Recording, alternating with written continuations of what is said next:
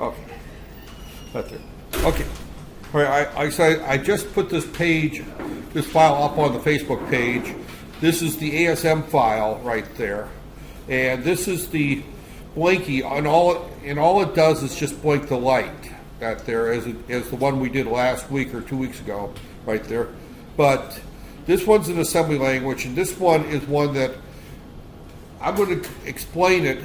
You're going to write a short little report, each individual, not necessarily on this lab, but on how this code works, right there. So let me go through and point out the highlights of this code, and then once I'm done, hopefully Yati's in her office, and you can go through and assemble this and execute it.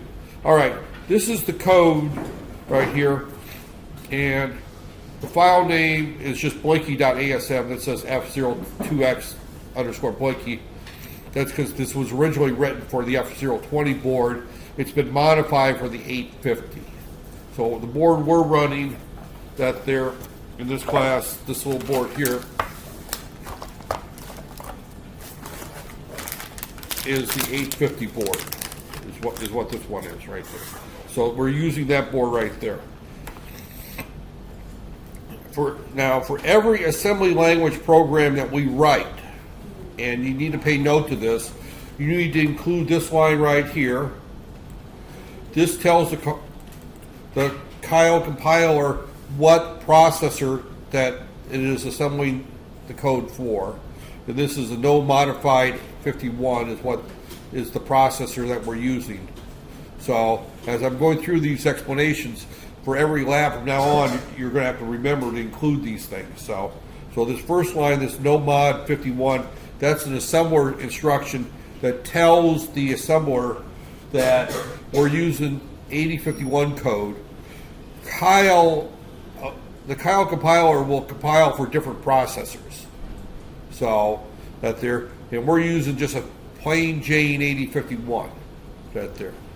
The next one, these here are all comments. Any code you write, you should comment that there. The next line right here, this line right here actually contains a list of all the special function registers and where they're at in memory. We talked a little bit about the 8051 having a bunch of 128 special function registers. This file defines what they are and where they're at. If you did not include this file, you would have to look up where port 1 is, port 2 is, port 0 is, and put that address every time you want to use it. This allows us to use commands such as P1.0 right there. Now this particular piece of code I've modified, so it's been messed with. This actually uses two LEDs. One's called a green LED and one is called a red LED. They're both red, by the way. On this board, they're both red. That there. But if you look at this board, there's two LEDs on it. That there, and they're at port 1.1, port 1.0, right there.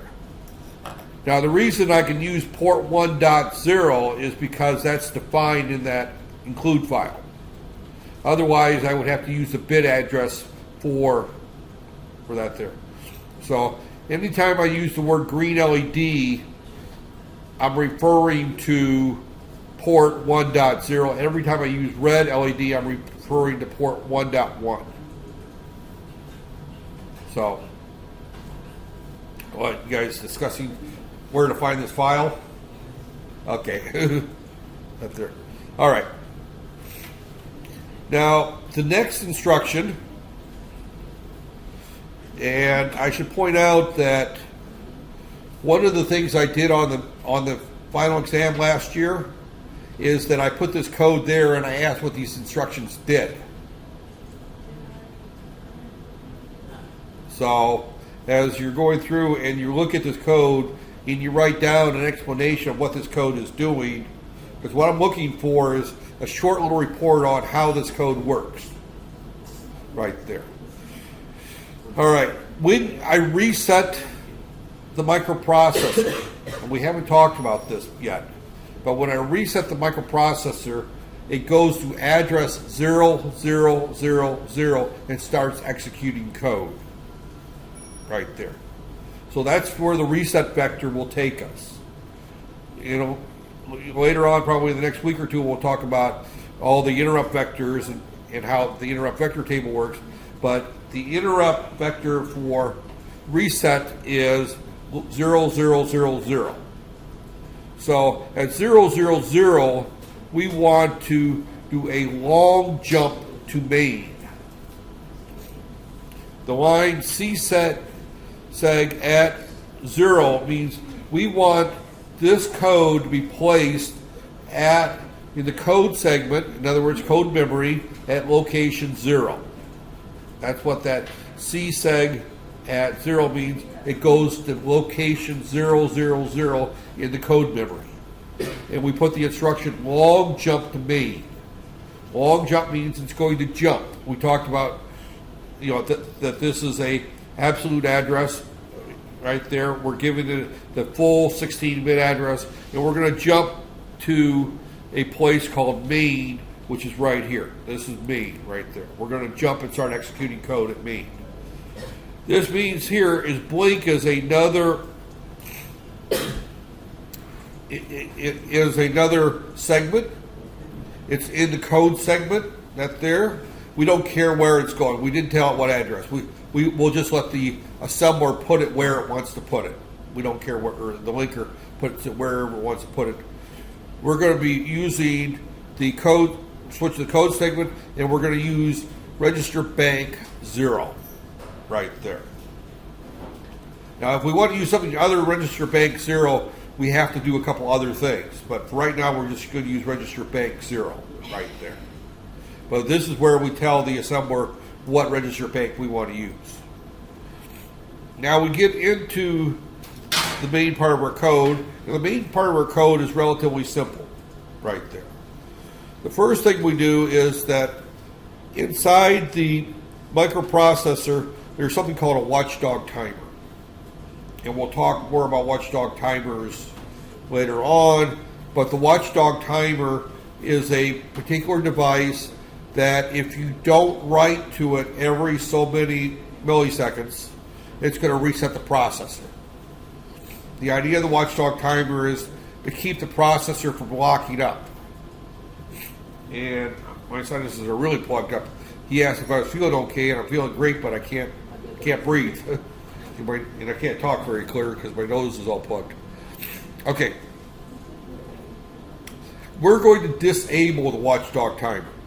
The watchdog timer is like an alarm clock. You know, you got to keep hitting the snooze button. You know, anybody who's had an alarm clock that goes off, and you reach over, you hit the snooze button. If you don't hit the snooze button fast enough, the alarm goes off. Well, in this case, the alarm resets our processor. We don't want that to happen. So we want to just turn our alarm clock off. So the watchdog timer is just basically that we need to have a watchdog timer in our processor because if we have a critical application, such as a gasoline pump, we're sitting there pumping petrol, and the processor locks up with the petrol pump pumping, what's going to happen? You're going to have 200 gallons of petrol all over the ground, right? So we want to be able to monitor and make sure that our processor is doing what it's doing and hasn't froze up or locked up. Same thing is if I plant something in my heart to tell my heart to beat 60 times a minute or 70 times a minute. In other words, it's a little electrical pulse to keep my heart going, called a pacemaker, right there. And if my pacemaker locks up, I don't want my heart to stop beating. So there are applications that are critical. Blinking is not a critical application. If our light stops blinking, we don't care, right? But if the brakes failed on your automobile as you're going down the highway, then that's a problem. But we're going to turn off the watchdog timer, and we'll spend more time. You know, we're in the fourth week of the semester, I think, something like that. We're about fourth of the week 5. We're about third of the week through that there. We've got a lot to cover in the next 10 weeks, then roughly that there. So but the watchdog timer, same thing with the crossbar. That there. We're not going to go into great detail on the crossbar but we have to enable the crossbar. And we also have to set up our crossbar that there. We also want to set up our ports, and actually this has got some mistakes set up.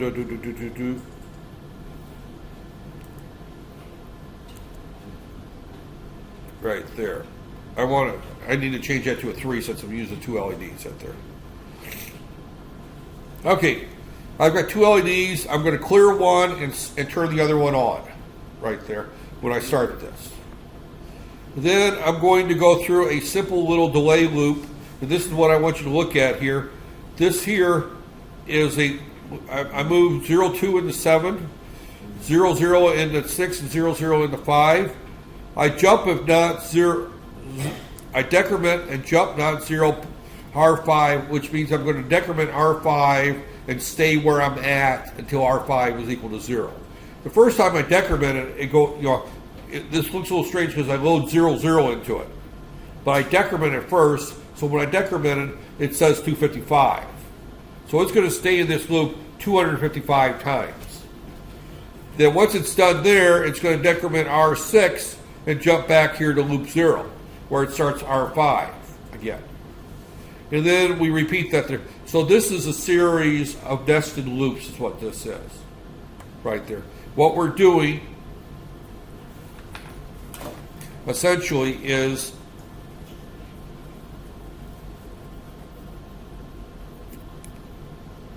this lab really doesn't take that long because I've given you code. All you got to do is compile it, download it to the board, and test it right there. But what I've got here is I've got a loop here where I'm moving into, what does it say, R7, 0, 0, and then I do a decrement jump not 0, R7, $sign. This is going to do this loop around here 255 times right there. Then I have a loop here, and I don't know what I called it right here. Okay, that was R5. This is supposed to be R5. R5. And then I had another, I called this one loop 0, loop 1, and loop 2. Actually, loop 0, yeah, loop 2, yeah, okay. So, loop 0, I did a move to R6, 0, 0, and then I did a jump, not that there, R6, and then I said loop 0 right here, and there's right there. So it's going to do this loop 255 times. So the inner loop gets done 255 times 200, or actually 256 times 256 times, right there. And then I had another one where I did a loop 1, and I moved into R7, and this time I only moved to 2. And then I did jump not 0, R7, loop 1, and I did this one essentially 3 times, right there. And then I changed my lights right there to, I just toggled them. Let me go back to right here. Oh, this ran on a prescale. This is the wrong compiler. I'm going to have to open the right compiler right there, but that's okay, right there. So I complemented the 2 lights right there. All I did was I just changed one. It was on, it's now off, then it's off, then it's on, and then I just repeat back to the beginning right here. So this is the main part of my code, and I stay in this forever. So with that said, I'm going to do a Control A, Control C. I'm going to close that out. Don't change. And I'm going to go through the steps to run it. And I don't want the stately star.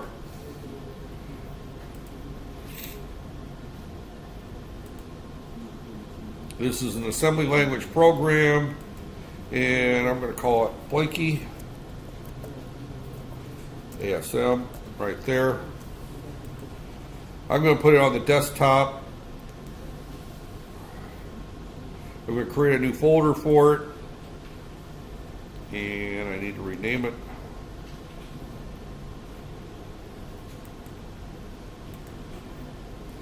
And I'm going to call it Blinky ASM right there. And I'm going to add it to project right there. So this is the step in order to create a new project. And I just hit OK. And then I'm just going to paste everything to it. So it's almost cleaner if you just create a new project instead of opening the file right there. So that would be the first step that you would do. And as I said, I'm going to try to post this as soon as I'm done here. Once that's done, you hit the assemble, compile, and link button right there. That's this little button here, rebuild all. And since I just wrote this code right there, we know it's good, right? Right there. So right there. Now we test it. And now here's the part that gets a little trickier because I want you to single step through this to a degree and set some breakpoints right there because I want you to see what's going on in the code. So, you know, once I'm done here, I'm going to shut up and hopefully got these there, and you do this right there, and I'll post this video so that you can kind of watch the steps, or you can watch the steps when you write your report because I explained right there. Okay, we connect the board. Right here's our connect. Assuming that the driver's installed correctly and everything, it should just connect, and then my download button should work. Now if I run this, I should see my two LEDs blink back and forth right there. If I want to make it go faster, I can change this to a 1 right there, rerun it, download it, and now it goes very, very fast. I pretty much double the speed. If I want to make it go slower, I change that to a 4.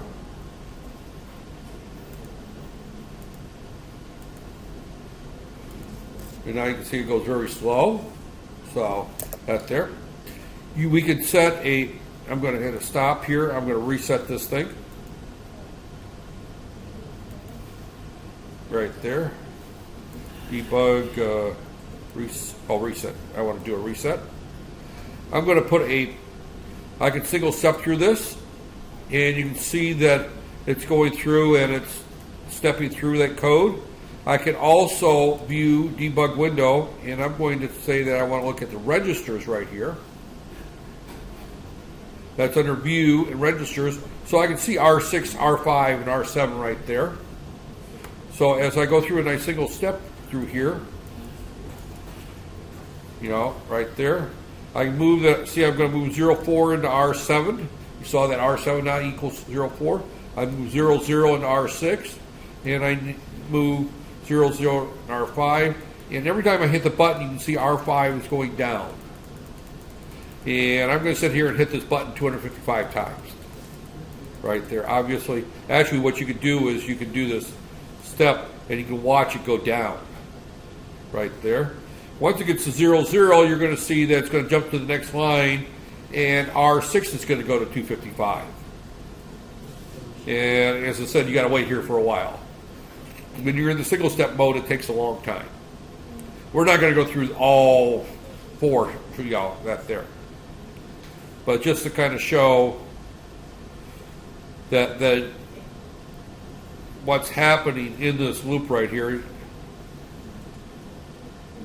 And you can see there now that R7 went to 255, and now R5 is counting down again. And then when this counts all the way down, this will go to FE, and it just goes through the loop there. So you can see what's happening as this is processing through the loop. I'm going to stop this, and I can put a breakpoint right here, and a breakpoint means it's going to stop at that point. So when I run this, it stops right there. View my debug window. I can also look at my ports right there, and I can see port 1 right now is FE. As soon as I single step through this, port 1 now goes to FF. Both my lights are off. Now it goes to FD, and the other light is on. I run it again. I stop it. There, now both lights will be on. It's FC. Then it goes back to FE and one light's on. So I can see here, here's where my port 1 is. I can see what it's equal to. I also see it on that there. So that's the assignment, is for you to follow through and do what I did, and then write a short little report individually. Now this one's not a group report. This is an individual report where you explain how this code works right there. With that said, I'm going to stop.